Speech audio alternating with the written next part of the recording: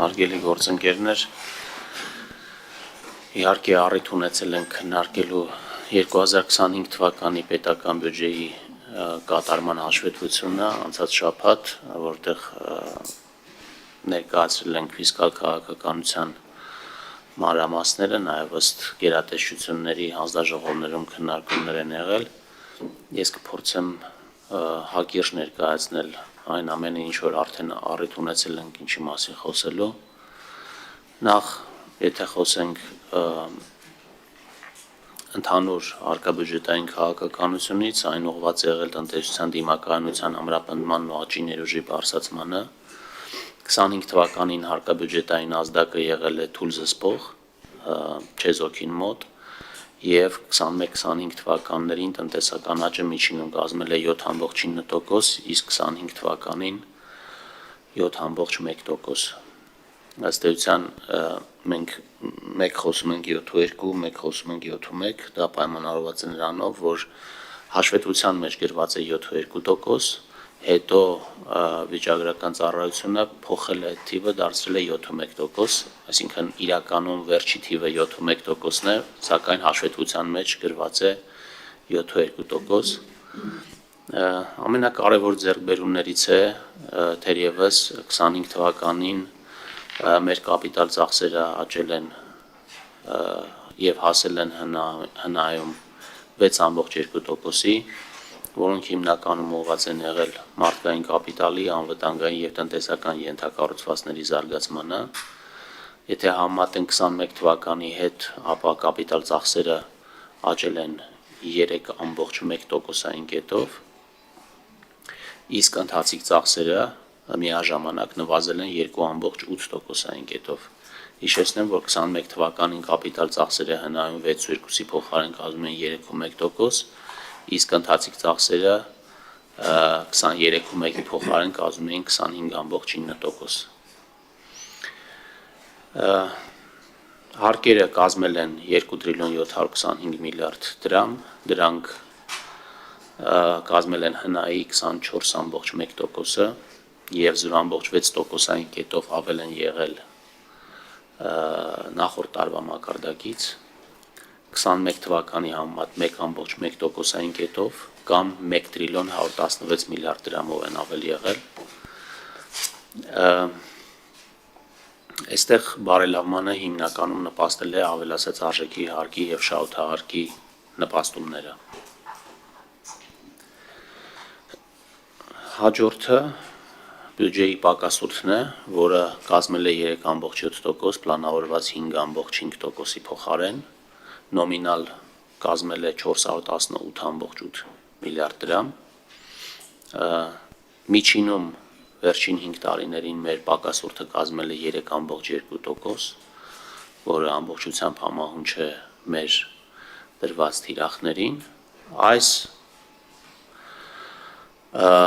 արդյունքների հետևանքով նաև մենք ունենք վարկի նվազում հնայի համեմատությամբ, որը կազմել է 47,3%, որը նվազել է 24 թվականի 48% մակարդակից 0,7%-ային կետով։ Կարծում եմ սա նույնպես շատ կարևոր է, նամանավանդ մեր այն նպատակադրումներով, որ նպատակ ունենք վարկի սպասարկման ծախսերը մեր եկամուտների մեջ առաջիկայում նվազեցնել 12,1%-ից իջեցնել 10%-ի միջնաժամկետ հատվածում։ Նշեմ նաև, որ վերջին տարիներին 25 թվականը այն տարին էր, երբ մենք կանգնեցրեցինք այդ սպասարկման վճարների աճը և մի փոքր նույնիսկ նվազում ունենք 12,2%-ից նվազել է 12,1%, ինչի որովհետև ունենք տոկոսադրույքների նվազում, դրա մասին առանձին կխոսեմ։ Մեր քաղաքականությունը համապատասխանել է հարկաբյուջետային ոսկե կանոնին,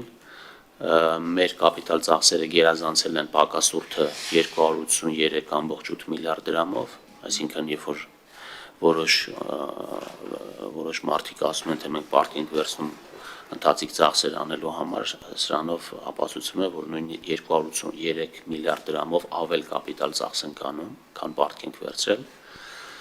եւ հարկային եկամուտները գերազանցել են ընթացիկ ծախսերը 112 միլիարդ դրամով։ Սա նույնպես համարում եմ կարևոր ցուցանիշ։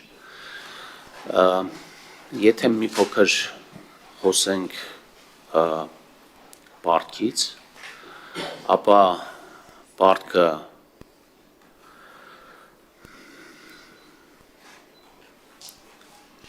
25 թվականի դեկտեմբերի 31-ի դրությամբ կազմել է 5 տրիլիոն 541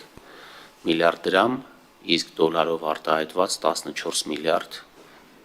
531 միլիոն դոլար։ Պարտքի մեջ ավելացել է դրամային պարտքի կշիռը, ներքին պարտքի կշիռը, որը նախորդ տարվա 52%-ից աճել է 53% եւ միաժամանակ ունենք միջնաժամկետ պարտքի ժամկետայնության միջնաժամկետ պարտքի շարունակական աճ, որը ելի պայմանավորված է ինչպես նախորդ տարիներին տոկոսադրույքների բարձր մակարդակով, այսինքն տոկոսադրույքների բարձր մակարդակի պայմաններում մենք որոշել ենք, որ երկարաժամկետ պարտքը այս պահին այդ ծավալով չենք ներգրավում, հետո երբ որ տոկոսադրույքները կնվազեն, ըստ այդմ մեր ծախսերի կառավարման տեսանկյունից կարծում եմ սա կարևոր է, դրա արդյունքում ըստ էության բոլոր ուղենիշային ցուցանիշները պարտքի հետ կապված գտնվում են մեր ցանկալի մակարդակում, բացի մինչև մարում մնացած միջին ժամկետից, որը ուղենիշային 7-ից 10 տարի է, մենք 25 թվականի վերջում ունենք 6-9 տարի, այսինքն մի փոքր նվազել է, բայց հույս ունենք, որ առաջիկայում նաև տոկոսների նվազման պայմաններում կկարողանանք այս ցուցանիշը նույնպես համապատասխանեցնել։